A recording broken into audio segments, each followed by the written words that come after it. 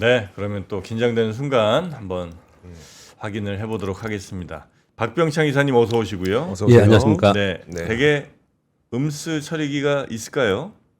네, 있습니다. 있습니다. 아, 축하드립니다. 남자들은 무조건 좋습니다. 밖에 들었는데 권 기자님 얘기에 아, 100% 공감하셨구나. 그 이상 공감합니다. 아, 그 이상이에요.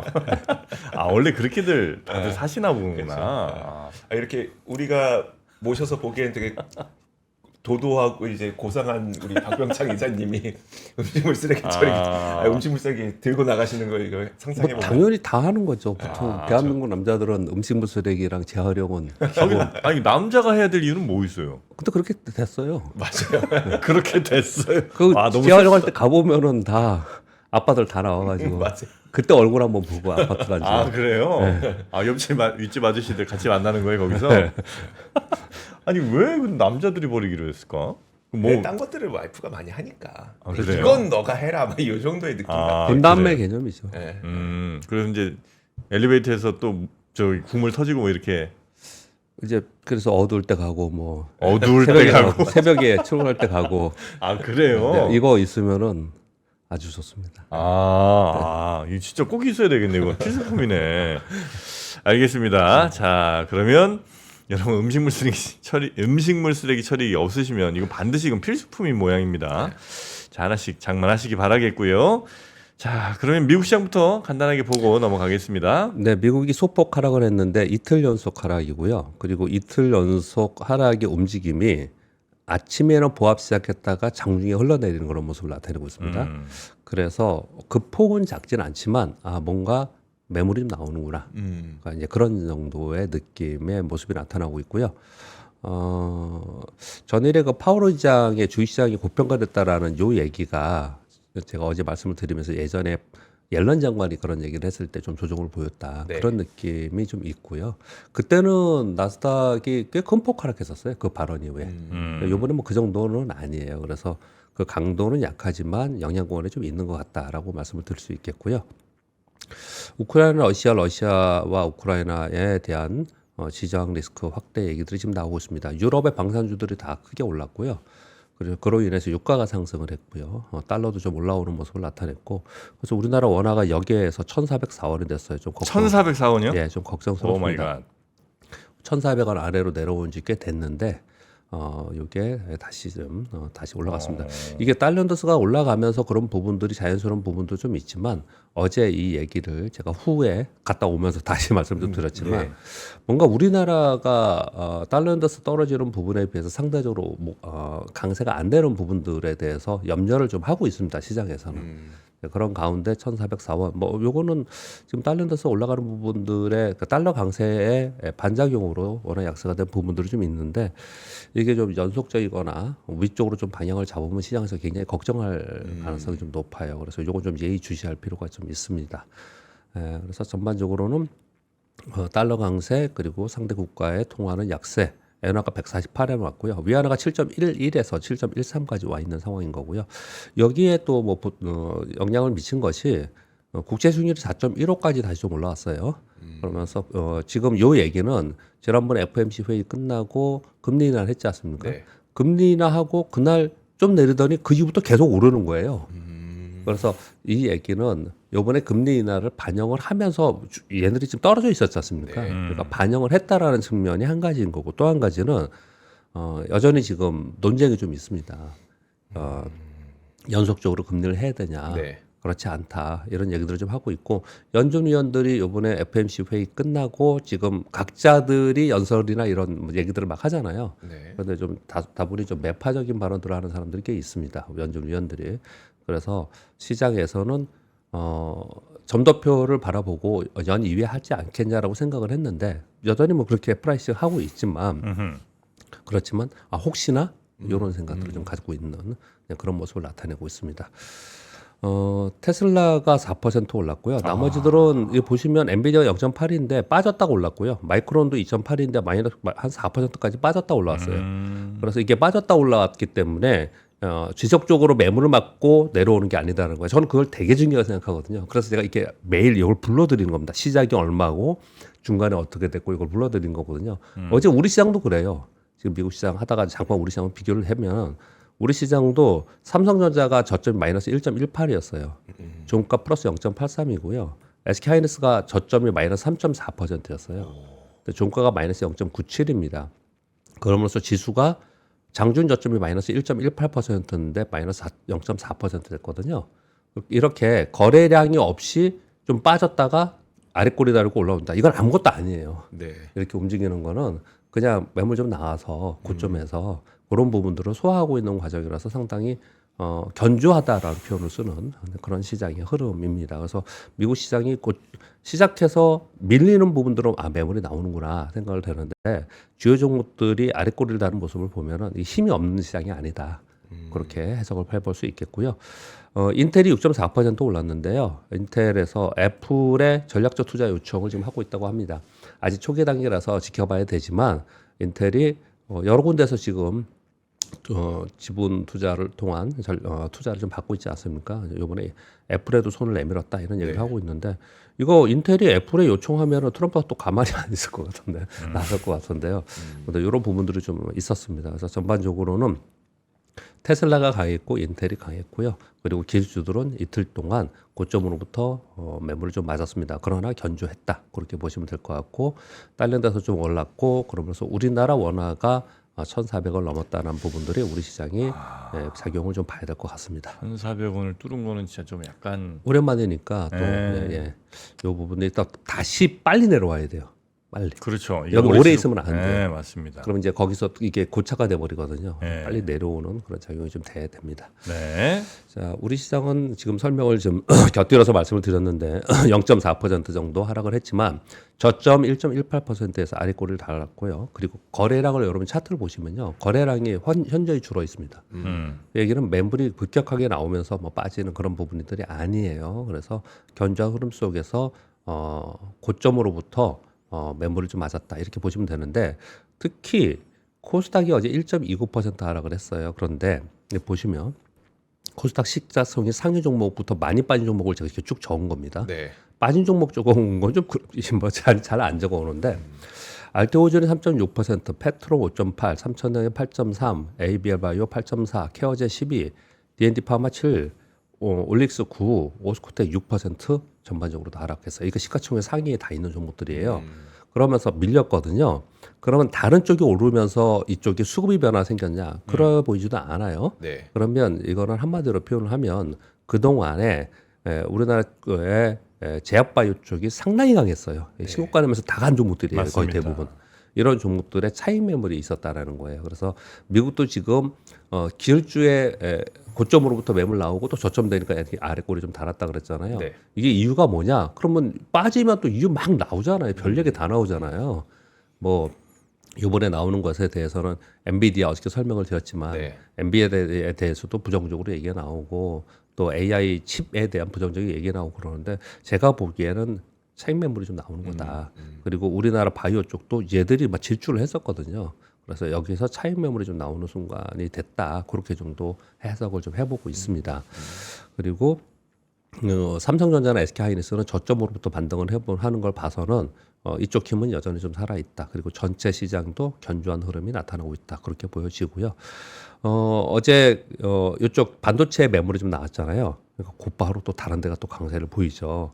두산 에너빌리티가 4.4% 올랐고 최근에 우지는 뭐 신고가 내면서 계속 올라가고 있고요. 원자력 쪽이에요? 네. BHI도 2% 오르고 그렇게 나타나고 있고요. 두산 에너빌리티는 제가 가끔 그런 표현을 드리는데 원자력의 대표 종목 두산 에너빌리티잖아요. 네. 그리고 방산, 하나, 에어로시스템, 현대로템 이런 거 있잖아요. 어저께 또 방산도 올랐거든요. 얘네들은요. 빠지지 않았다는 게 굉장히 중요합니다. 안 빠지고 옆으로 횡보하고 있었거든요. 그러다가 탁 올라가면 어떻게 되냐? 신고가예요. 그래도 신고가 납니다. 여기 탁 올라가기 시작하면. 네. 그래서 조선과 방산과 원자력은 밀리지 않고 멈춰져 있는 상태에서 반도체가 올랐기 때문에 지수가 올라간 거거든요. 얘들이 빠지면 그렇게 강하게 못 올라가요. 네. 근데 이제 반도체가 좀 주춤하니까 이쪽이 또 바톤 터치를 받아서 올라가는 그런 모습을 좀 나타내서 시장은 견조함은 그대로 있는 상태고 그리고 소위 그 원자력 방산 이쪽 전체적으로는 조방호이라고 하는 쪽은 이 주도 종목이 안 빠지는 거 봐서는 나는 좀 더 갈 자리를 계속해서 바라보고 있는 것 같아요. 네.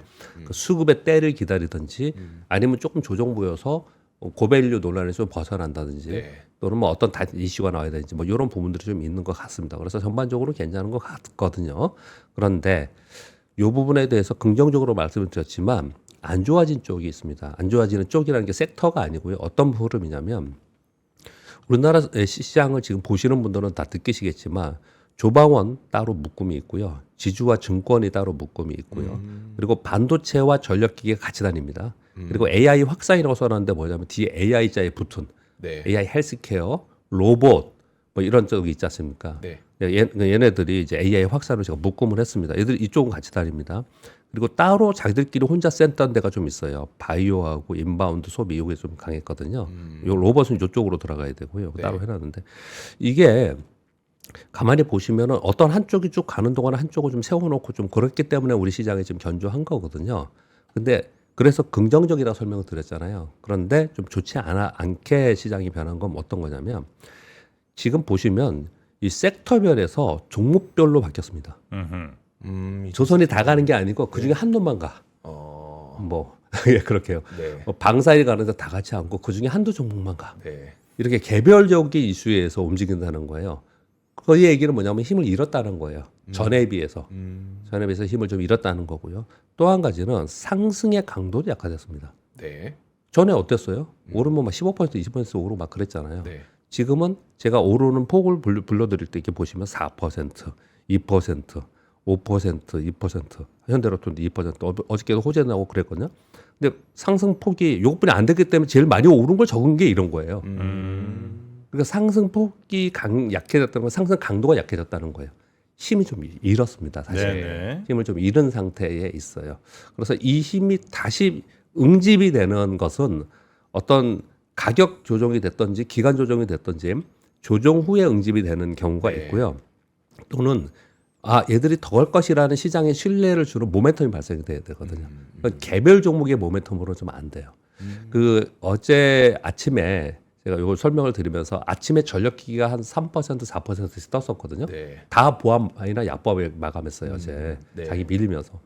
근데 어제 HD 현대일렉트릭이나 이런 그 전력기기에 호재가 있었잖아요. 네. 근데 그 개별 종목이 호재가 있었음에도 불구하고 전에는 막 떴는데 지금 안 그러잖아요. 그러니까 왜 설명을 드리냐면요. 지금은 시장이 견조하다는 표현을 쓰지만 강한 시장이 아니란 말이에요. 강한 시장의 추격 매수가 되게 어려워요. 이 매도하는 타이밍이 되게 중요한 거예요. 네. 이게. 왜냐면 내가 매도했는데 오랫동안 기다려 10% 이익 냈는데 그날 20% 가버려. 그런 경우 있잖아요. 네네. 이게 많잖아요. 내가 이렇게 기다리고 있다가 나 이거 좀 이따 오후에 팔아야지 라고 생각했는데 나중에 보니까 한 10% 빠졌어. 이거 어떻게 팔어 이제. 네. 이렇게 하면서 우리가 그 수익률을 추구하지 못하는 경우가 되게 많아요. 그래서 시황에서 그런 관리를 하는 거거든요. 시황이라는 거는. 그래서 이 설명을 좀 구체적으로 좀 드리고 있습니다. 그렇게 말씀을 드리겠고요. 네. 그리고 전반적으로 뭐 미국도 그렇고 우리나라도 그렇고 전 세계적으로 그냥 이렇게 가는 것 같아요. 그러니까 지금 금리 인하에 대해서는 이제 빼고 AI 확산에 대해서 그 젠소랑 CEO가 그 강연회 하면서 네. 처음에 생성형 AI, 추론형 AI, 에이전트 AI, 물리적 AI 단계로 4단계로 간다라고 그 설명했던 게 올해 초입니까? 작년 초입니까? 작년 초인가? 아니었어요? 작년. 제가 강연할 때 그걸 많이 쓰는데 네네. 그게 올해 있잖아요. 초였나? 근데 참. 진짜 그대로 가고 있는 거예요. 지금 많이 보면. 지금 보면은 생성형 추론 얘기 많이 하다가 생성형 얘기하다가 지금 추론형으로 가면서 그러니까 가속기가 더 많이 필요하다 이런 얘기를 하고 있는 거잖아요. 네. 근데 요즘의 상황은 에이전트 얘기를 제일 많이 합니다. 가만히 뉴스를 들어보세요. 에이전트를 제일 많이 해요. 이제 더 나아가서 로봇이나 자율주행까지 가면 이제 물리적 얘기하고 UAM 얘기하고 막 그 우주항공 얘기하고 그럴 거란 말이에요. 네. 그러니까 지금은 그 단계로 가고 있는 상황 속에서 주도주가 바뀌고 수익률이 높은 종목들이 바뀌고 그렇게 지금 과정 속에 있다라고 해석하시면서 조금 더 어렵죠. 왜냐하면 명확하게 얘야라고 하면서 우르르 다 가는 그런 상황이 아니고 변화되는 과정 속에 있기 때문에 종목이 이렇게 순환한다라고 좀 보시면 될 것 같습니다. 단계별로 사이클이 되게 빠른 것 같네요. 그러니까 생성 갔다 추론 갔다 에이전트 물리 요까지 가는 게 몇 년씩 걸리는 게 아니고 그냥 뭐 한 1, 2년 만에 과거에는 바로바로. 그랬죠. 예. 올해 3월이었었네요. 아 그래요. 그 되게 오래된 것 같은데 올해 예, 3월이었었네요. 그래. 근데 이게 생성과 추론은 빨리 갈 거라고 생각했는데 저도 정프로님하고 비슷하게 이 에이전트하고 물리적 가는 거는 에이전트가 대표적인 게 어제 말씀드린 구글 크롬의 제미나이들하고 네. 이런 거잖아요. 이거는 시간이 걸릴 거라고 저도 생각을 했어요. 그래서 어떤 얘기를 하냐면 그래서 AI의 캐즘 얘기를 한 거예요. 깔아놨어. 네. 이게 소비자 단에 들어오는 제품이나 서비스가 될 때까지 구현될 때까지는 시간이 필요할 거야. 그래서 한 번쯤은 고점을 찍고 내려와서 나중에 보니까 이 시스코 어저께 얘기했지 않습니까? 네. 시스코가 어제 좀 약간 그때 올해 요번에 그 비교해가면서 설명을 하고 있는 자료를 제가 불러드렸잖아요. 네. 그때 그리고 나서 시스코가 박살났어요. 그랬는데 나중에 어떻게 했냐? 결국 다시 다 좋아졌어요. 그래요. 그런 사이 그걸 캐즘이라고 하거든요. 네. 그게 있을 거라는 생각들을 되게 많이 하는데 생각보다 되게 탄탄하고 빠르게 이게 이쪽으로 가고 있어요. 요번에 이 사이클은. 물론 지금 이렇다고 그 캐즘이 안 올까? 끊임없이 이 얘기가 나와요. 아마 계속 나올 거예요. 이 캐즘에 대해서는. 그럼 중간에 그런 일이 있을 수 있겠지만 어느 순간에 빠지면 거봐 말이 맞지 뭐 이럴 수는 있겠지만 네. 지금 상황에서는 그게 변화하는 과정 속에 있다라는 게 시장에서 보여주고 있는 거고 그 시장의 흐름은 그렇게 흘러가고 있다 그렇게 말씀을 드리는 거 있는 것입니다. 네. 그리고 뉴스들을 좀 볼까요? 예. 트럼프 대통령 진짜 여기까지 트럼프 대통령이 나토 이번 유엔 총회 끝나고 젤렌스키와 만난 후에 여러 가지 이제 워딩이 나왔는데요. 일단 트루스 소셜에 자신의 의견을 표명을 했는데요. 나토는 러시아 항공기가 들어오면 영공에 들어오면 격추해야 된다. 우크라이나가 유럽연합의 지원에 힘입어서 러시아와 싸워서 이길 수 있다고 생각하고 원래의 형태로 자국 영토를 되찾을 수 있는 위치에 있다고 생각한다. 러시아는 현재 경제적 어려움에 처해 있다. 지금이 우크라이나가 행동해야 할 때이다. 뭐예요? 얼마 전까지만 해도 되게 그 푸틴 대통령 인자한 미소로 막 손자 바라보듯이 하더니. 그러니까. 근데 이런 거죠. 진짜 이런 건지 진짜로 이렇게 강한 워딩을 해서 또 푸틴으로부터 전화 한 통을 받기 위해서 그런 건지. 그거에 대한 해석은 이거 우리만이 아니고요. 월가나 미국의 언론 다 읽어봐요. 이 해석 다 못해요. 다 요 정도 해석이에요. 그냥 그런데 그런 얘기들은 다 할 수 있지만 진위 여부는 정확히 모르겠고요. 그렇지만 이 부분이 섹터 영향을 줘서 유럽에는 방산주가 이제 급등하는 그런 모습을 좀 나타냈거든요. 근데 전체적으로 전 세계적으로 보면은 빨리 끝내기를 바라고 재건을 바라고 우리가 이제 그런 면이 있지 않습니까? 네. 그런데 이게 잘 안 되고 있다라는 걸 분명히 이런 워딩을 보면 알 수가 있는 거죠. 네, 그렇게 정도. 근데 해석은 그렇게 합니다. 두 가지로 해석을 해요. 이제 일단 마지막으로 세게 한번 하는 거 아니냐. 왜냐면 푸틴도 그렇게 하고 있잖아요. 네. 드론 갖다 껍데기 드론 갖다가 그렇죠. 영공하고 네. 이렇게 지금 그렇게 얘기를 좀 하고 있는 상황입니다. 그리고 미국이 아르헨티나와 200억 달러 통화 수합을 했다라는 얘기들이 있는데 이것도 제가 왜 가져왔냐면요. 이게 뭐 우리하고 크게 영향 있는 부분은 아닌데 트럼프 얘기하기 위해서 좀 그냥 가져와봤는데요. 이게 지금 미국 언론에 다 뭐라고 얘기하냐면 아르헨티나 대통령이 극보수라고 하잖아요. 그러니까 트럼프하고 친하다. 네. 그러니까 아르헨티나의 트럼프라고 얘기를 하고 있지 않습니까? 개인적으로 친분이 있고 성향이 같아서 통화 수업에 오케이 해줬다라고 미국 언론들이 얘기해. 제가 얘기가 아니고 미국 언론들이 얘기하고 있거든요. 뭐 하는 거야, 진짜. 네? 근데 아르헨티나 늘 어려웠는데 요번에 그 딸인가 누군가의 부정부패가 있었죠. 그렇죠. 네. 그래서 이 외환보 요구도 되게 작고 그래서 되게 위급한 상황은 분명히 맞아요. 위급한 상황이 맞아서 그렇게 한다는 거는 어떤 다른 용어로 써도 좋을 텐데 미국 언론들이 보면 다 뭐냐면 아르헨티나의 트럼프인 아르헨티나 대통령 친분이 있어서 지원 이런 식으로 지금 얘기를 하고 있거든요. 나중에 어떻게 평가받을지 우리 뭐 그때까지 우리가 이 방송을 하고 있을지는 모르겠지만 저는 정말 기억에 남을 네. 얘기들인 것 같습니다. 아르헨티나 뭐 그래서 주식 시장도 많이 올랐고, 네. 그다음에 외환 환율도 되게 안정이 됐다고 뭐 그런 뉴스가 있는 것 같더라고요. 예. 그리고 OECD에서 지금 우리가 맨날 그 연준 위원들 얘기 듣고 베센스 장관 얘기 듣고 이런 얘기만 듣는데 OECD에서 그러니까 기관에서 미국이 내년 봄까지 금리 3회 정도 인하지 않겠냐라는 전망을 내놨는데요. 일단 미국의 성장률이 올해 1.8%에서 내년 1.5%로 둔화 전망을 하고 있습니다. 이런 자료들도 되게 많아요. 그래서 이걸 좀 정리를 저도 하고 있는데요. 그래서 여기는 올해 2회, 내년에 1회로 점도표가 있었잖아요. 네. 근데 OECD에서는 올해 1회 정도 하고 내년 봄까지 2회를 추가로 해서 내년 봄까지는 한 3회 정도 하지 않을까. 올해 1회. 예. 근데 근데 사실은 이렇게 하나 저렇게 하나 내년 봄에 되면 내년 봄 되면은 100bp 인하로 가는 거거든요. 3.5까지 가는 건데 근데 시장에서 무지하게 이걸 가지고 논란이 많겠죠. 올해 1회 하냐 2회 하냐 따라서 논란이 많을 거예요. 보통 우리가 저기 FOMC 회의가 홀수 달에 있고 네. 6월과 12월 달에 있잖아요. 네. 근데 11월은 10월 말에 있지 않습니까? 네. 10월 마지막 주에 마지막에 있어요. 그래서 10월 FOMC라고 하는데 그때가 아마 논란이 꽤 있지 않을까. 이게 지금 요즘 얘기 나오는 거 보니까 이제 그렇게 지금 생각이 되고 있습니다. 연준과 맞서지 말라 그랬는데 맞섰네요. 여기 기관이니까요. 오늘 투자자가 아니니까. 자기는 이건 얘는 이 사람은 투자의 개념이 아니고 그냥 자기 생각을 말하는 사람이잖아요. 전망하는 데니까. 전망하는 데니까요. 네. 사실 전망하는 사람이 되게 좋습니다. 저도 방송 진짜 꽤 오래 하면서 네. 25년간 하면서 야, 내가 투자를 직접 하지 않고 전망만 하는 사람이었으면 막 신나서 했을 것 같다. 막. 되게 신나서 막 했을 것 같은 되게 많이 들어요. 근데 실제로 투자하는 사람은 정말 다릅니다. 이 보는 시각이 달라요. 시각을 어투도 다르고 네. 그럴 수밖에 없습니다. 당연히 그렇고요.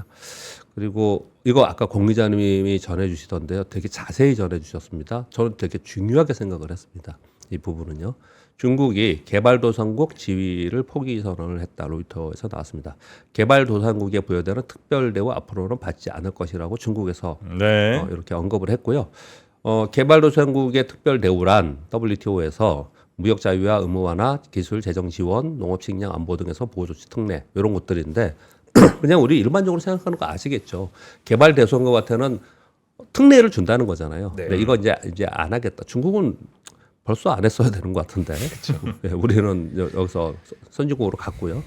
근데 요게 지금 타이밍에 나온 것은 그냥 한마디로 얘기하면 미국과의 무역 협상에서 관세 외 비관세 장벽의 여러 가지가 분명히 있었을 거 아니에요.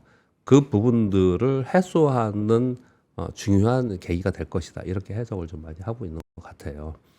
그렇게 얘기를 좀 볼 수가 있는데 사실 근데 트럼프 대통령은 WTO니 뭐 IMF니 뭐 유엔이니 다 이런 거 다 필요 없이 그냥 내 맘대로 하겠다라고 지금 하고 있는 그런 상황이지 않습니까? 네. 그런 상황이 있어서 사실 저는 뭐 아침마다 아침 방송에서 뉴스를 전해드리고 이렇게 하지만 세상이 참 많이 변하고 있는 거라서 실제로 기업도 어렵지만 국가의 위정자 각국에 있는 위정자들도 너무너무 힘들 거라는 생각이 많이 들어요. 네. 제가 그런 걱정을 할 입장은 아니지만 왜 그런 얘기를 하냐면 우린 투자자잖아요. 네. 투자자들이 그러면 이게 앞으로 어떻게 될까라 생각해 보면 정말 우린 더 어렵습니다. 되게 이렇게 마땅치 않은 그런 부분들이 좀 있어요. 예를 들어서 지금 우리가 데일리 방송이나 뭐 이런 데서 얘기 안 하지만 내년에 정치 지리적으로 어떻게 될 것인가? 내년에 미국의 경제 전망하면서 시장 어떻게 될 것인가? 되게 어렵습니다. 내년 저기 전문가분들 오시면 내년 좀 물어봐 주세요. 네. 되게 어려워요. 진짜 되게 어렵습니다. 그러니까 지금 그런 얘기들이 되게 많이 나오고 있는 상황 속에서 시장은 견조한 상황이 좀 있다. 그렇게 좀 보시면 될 것 같고요. 네. 알리바바가 어제 종합권 증시를 다 끌어올렸습니다. 어제 급등을 했고요. 향후 3년간 최소 3,800억 위안 AI 투자 발표를 좀 했고요. 그러면서 그 CEO가 기자회견인가 연설인가 했죠. 근데 의미 있는 얘기를 했습니다. LLM은 차세대 OS가 될 거고 AI 클라우드는 차세대 컴퓨터로 될 것이다. 이렇게 싹 되면서 바뀌면서 향후 전 세계에는 5개에다 6개의 슈퍼 클라우드 기업만 딱 살아남을 것이다. 이런 표현을 썼어요. 네. 자기는 자신 있으니까 그랬는지 모르겠지만은 이런 표현을 좀 썼어요. 그래서 이런 거 보면서 막 머릿속에 많은 생각이 들죠, 정프로님. 이 기사님 되게 많은 생각이 들죠. 네. 이거 보면 우리 그럼 딱 이거 보면 네이버고 그러면은 우리 카카오톡은 입지가 어떨까? 네. 우리 한국의 이 클라우드 기업들이나 우리 한국의 기업들은 어떨까? 이렇게 생각을 하면 우리는 그러면 어떻게 할까? 얘들이 우리 투자자니까 네. 얘들이 이 상황에서 이 기업들이 돋보이게 성장할 수 있을까? 아니면은 과거처럼 후발로 어떤 게 나와서 후발로 다시 후발 기업이 될 수는 있을까? 여러 생각들이 되게 많이 들죠. 뭐 제가 뭐 이들보다 더 전망을 잘할 자신은 없지만 네. LLM 그러니까 인공지능이 OS가 되는 거고 네. AI 클라우드 서버 같은 게 이제 컴퓨터가 돼서 기존 사람들이 갖고 있는 디바이스 단말기에는 별로 뭐가 없이 그냥 통신만 잘 되면 된다는 걸 거 아니에요. 그렇죠. 예. 맞나요? 네. 그러면 사람들이 나는 그렇게 능동적이지 않다고 생각하거든요. 그러니까 예를 들어서 내가 뭐가 필요할 때마다 막 검색하고 뭐 찾아서 야 이거 해줘 이거 해줘 이렇게 사람들이 능동적이지 못하다. 그냥 떠먹여주는 거 하기에도 바쁜데 예. 지금 이제 그 와중에 이제 내가 좀 필요한 것들은 뭐 이렇게 주문하고 이렇게 뭐 질문하고 뭐 이런 걸 텐데 예. 계속 그걸 질문하고 뭘 내가 적극적으로 액션 한다는 게 사람들이 굉장히 피곤할 텐데 네. 과연 그렇게 될까? 그렇게 하도록 시키게 만들겠죠. 결국은 그렇게 만들겠죠. 결국은 네. 이런 신기술에 굉장히 늦게 적응하는 네. 얼리 어도트의 제일 반대쪽에서는 뭐라고 표현을 해야겠죠? 레이트 어도프라고 또 있어요, 그런 뭐라고 하더라? 예? 근데 그런 사람들도 결국은 그거 쓰잖아요. 네. 그거 쓰잖아요. 그런 이게 당장은 아니겠죠. 네. 그렇게 얘기를 좀 하고 있는 상황입니다. 그래서 우리가 투자할 때 그 부분을 굉장히 생각을 많이 해야 되는 것 같아요. 네, 그렇게 그래서 생각이 되게 이걸 타이핑하면서 어제도 보면서 되게 생각이 많아서 새벽에 딱 일어나서 네. 별 생각을 다 했어요. 옛날에 무력 제국주의에서 지금은 자본 제국주의가 되는 것 같아. 이 상황 속에서 트럼프 대통령은 어떻게 할까? 기술은 이렇게 가고 있는데 우리나라의 기업들은 어떻게 할까? 쫙 그래서 막 써봤어요. 복잡해요, 되게. 복잡합니다. 그래서 정리는 하긴 해야겠죠. 예, 아무튼 여기까지 말씀드리고요. 그렇지. 그런 건 너무 존경스러운 태도입니다, 진짜. 우리 이사님은 예. 그러니까요. 보통 이게 써보는 거, 그러니까 생각까지는 하는데 사람들이 써보지 않는 경우가 너무 많잖아요. 맞아요. 근데 써보지 않으면 자기 생각이 안 되는 경우가 진짜 많습니다. 네, 맞습니다. 휘발돼 버리고. 네. 이사님. 네, 이어서 하겠습니다. SK 하이닉스가 EUV 장비를 현재 2배 정도로 도입하겠다라는 발표가 있었습니다. 2027년까지 20대를 추가로 도입한다고 하는데 현재 총이 20대예요. 그래서 현재 갖고 있는 게 20대. 예. 차세대 DRAM과 HBM의 반도체 역량을 강화하겠다. 요 얘기를 하고 있고요. 삼성전자의 평택하고 있지 않습니까? 지금 네, 다시 재가동했지 않습니까? 네. 재가동한다는 얘기를 한 2주 전에 한 것 같은데 증설 투자의 공사비를 1.46조 원에서 2.36조 원으로 1.4조 원 증액하고 공사 마감일을 2027년 7월 31일이었는데 4월 30일로 변경해가지고 빨리 속도를 내고 있다. 네. 그러니까 이들이 움직이는 거는 그냥 움직이지 않아요. 가만히 보면 이거는 믿어야 돼요. 어떤 부분에서. 왜 그러냐면은 어떤 상황이 되더라도 미리 뭔가 시장에 보여주기 위해서 내가 지금 다급해서 투자를 막 하고 이러지 않아요. 가만히 보면. 네. 가만히 보면은 진짜로 이 상황이 아니다 그러면 공사 중단해버리고 막 그러잖아요. 네. 근데 이렇게 움직이고 있다라는 거는 분명히 변화가 있다라고 좀 보실 수 있을 것 같고요. 그리고 카운터포인트 리서치에서 올해 2분기 HBM 시장 점유율을 봤더니 SK 하이닉스가 62%, 네. 그리고 삼성전자가 역전됐습니다. 마이크론이 21%, 삼성전자가 17%예요. 마이크론과 삼성전자가요. 예. 네. 그런데 요거는 2분기고 네. 2분기까지고 내년을 생각했더니 상당히 달라질 수 있더라고 이 보고서에서 내놨습니다. 전 세계 HBM 10개 중에 8개가 한국 기업이 생산하고 있고 네. HBM4 역시도 루빈과 베라루빈으로 지금 진화하지 않습니까? 네. 이러한 시장 지배력은 더 공공이 될 것이라고 지금 분석을 좀 하고 있고요. 당연히 SK 하이닉스가 그 선두에 있고요. 거기에 이제 삼성전자가 이번에 HBM3E 인증을 이번 달 말에 할 거다라는 요즘에 내용 나오더라고요, 뉴스가요. 그거 얘기가 나오면서 HBM4도 샘플을 주면서 내년에는 이 기반으로 해서 HBM 시장에서 30% 정도는 되지 않을까 이렇게 지금 전망을 하고 있어요. 만약에 이 전망이 된다면 삼성전자는 꽤 도움이 되겠죠. 네. 이런 전망이 지금 나와 있는 상황입니다. 9번, 10번 뉴스는 개별 뉴스라서 전체 시황과는 상관이 없습니다. 근데 의미 있는 내용들이 팁을 드리기 위해서 가져왔습니다. 에코프로 계열사 에코프로비엠을 PRS 계약을 했습니다. 지분을 사실은 파는 거예요. 약 6%고요. 673만 주 정도 되고 8천억 규모이고 10월 27일 날 계약 후에 보유 지분은 38.6% 정도 됩니다. 해외 투자 및 현금 유동성 확보를 목적인데 인도네시아 생산 라인 투자를 위해서 증설을 위해서 했다고 그렇게 하고 있습니다. PRX라 하면 프라이스 리턴 스왑이에요. 파생 상품이고요. 네. 내용은 이렇습니다. 용어 모르시는 분들은 제가 가로쳐서 항상 가져옵니다. 만기에 주가가 오르면 투자자가 기업의 차익을 돌려줘요. 10만 원인데 네. 20만 원 됐어. 그럼 10만 원어치 주당 10만 원 이익 났어. 그러면은 회사에 준다는 거예요. 에코프로에 그냥 네. 주고요. 만약 주가 내려서 손실이 나, 그럼 회사가 이 투자자에게 주는 거예요.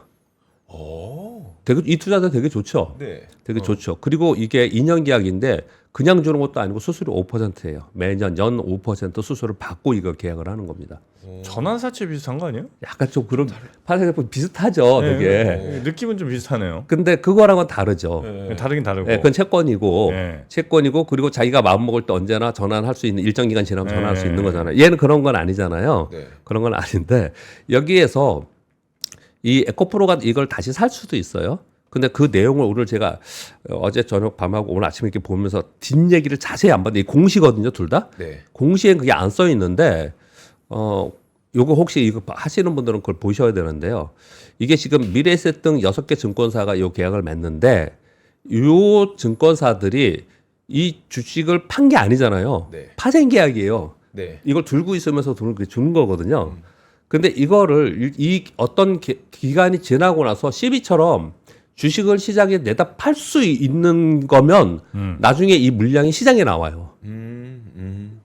이제 그 네. 부분이 좀 체크가 좀 필요한 부분이에요. 네네네. 요 내용 자체는. 근데 지금 요 그것만 없으면 어떻게 한 거냐면은 주식을 빌려주고 네. 주식을 빌려주고 돈을 받아서 한 부분이에요. 네. 네. 그런 거거든요. 근데 투자자 입장에서 이제 유리하죠. 그게 파생 상품을 이렇게 만들어 오는 거거든요. 그래, 요거 읽어드리고 그 다음에 현대엘리베이터가 자회사 현대무벡스 지분을 일부러 매각을 합니다. 약 780만 주를 매각을 하고 처분의 보유 지분이 48.8%인데 목적은 기업가치 제고 계획이고요. 현대무벡스의 유통 물량이 너무 작아서 유통 네. 물량 확대를 위해서 그렇게 한다고 했거든요. 이 두 가지를 보면서 어떤 생각이 들어요? 이 두 가지 말고도 여기 있는데 제가 이런 뉴스는 잘 안 가져오니까 혹시나 이 개별 종목 뉴스이기 때문에 안 가져오고 있는데 보면서 어떤 생각이 들었냐면 이런 거 있잖아요. 자사주를 많이 갖고 있는 데는 자사주를 EB로 바꾸던지 네. 아니면 뭔가 막 요즘에 막 움직이잖아요. 이번 세법 개정이나 이런 거 하면서. 근데 자기네들이 갖고 있는 물론 에코프로는 그런 거 아니에요. 왜냐면 투자해야 되니까 돈이 필요하니까 그렇지만 자신들이 계열사나 아니면은 그러니까 중복상장 그거 아니더라도 네. 계열사거나 아니면은 자회사거나 지분을 왕창 갖고 있는 데들 있잖아요. 네. 이런 것들이 굉장히 활발하게 이렇게 움직일 가능성이 되게 높은 것 같아요. 이제는. 시장에 나올 수도 있겠네요. 매물 같은 거. 그게 나올 수도 있지만 시장에 나오는 거 막 또 비판을 받겠죠. 그러니까 이제 다른 방법들을 되게 많이 하겠죠. 네. 그래서 자사주만이 아닌 전체 이 소위 우리가 그 비판을 받고 있는 오너 일가의 지분이 되게 많은 데들이 있습니다. 대표적으로 현대일부터 그런 데거든요. 이런 데들이 아마도 앞으로는 이 지분 정리를 하거나 지분과 관련된 내용들이 되게 많이 나올 것 같아요. 그리고 투자자 입장에서 되게 피곤한 일들이에요, 사실은. 네, 네. 그래서 제가 이 뉴스들이 요즘에 이렇게 몇 가지가 나오는 거 보면서 야, 이것도 되게 많아지겠구나.